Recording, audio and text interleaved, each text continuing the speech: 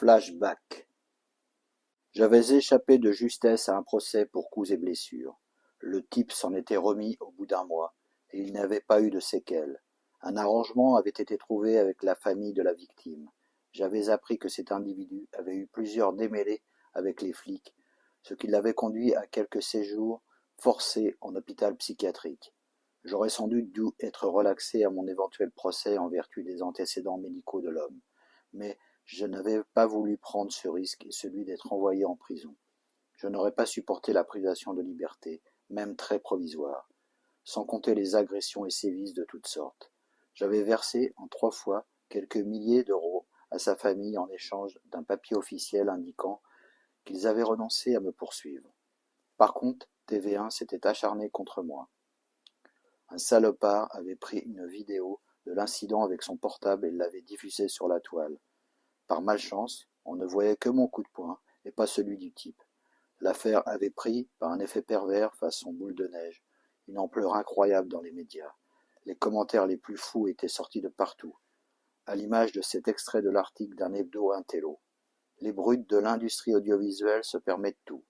Cette aristocratie qui se croit au-dessus des lois pratique déjà à tour de bras les abus sociaux avec les intermittents, délivre des contrats de travail bidons, etc. Et maintenant, il frappe le public, etc. Le mal avait été fait et le jeu, associé à cette violence, boudé par une partie du public. Il avait été aussi frappé d'anathème sur la toile par des comités contre la violence. Comme d'habitude, la tempête médiatique s'était déchaînée. Elle avait tout détruit sur son passage, et le calme revenu. Personne n'avait pu connaître exactement la vérité sur cette affaire. Je m'étais abstenu d'un droit de réponse dans les médias. J'avais préféré le mépris aux lamentables excuses à la façon des politicards couards. TV1 avait acté l'arrêt de sa collaboration avec Minos Prod.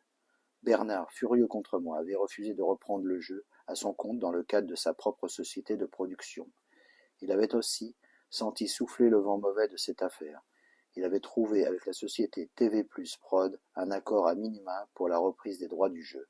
Francis continuerait d'animer le jeu que diffuserait une chaîne du câble. J'avais été exclu comme une merde, un moins que rien. Pour couronner le tout, j'avais accédé malgré moi à une vraie notoriété, cette fois-ci, mais pour la plus stupide et ignominieuse des raisons.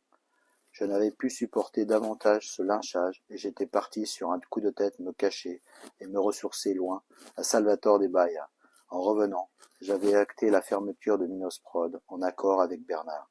Les actifs avaient tout juste comblé les dettes et j'avais réussi à rembourser Ariane en très large partie. Enfin, je partis me reposer au bord de la mer.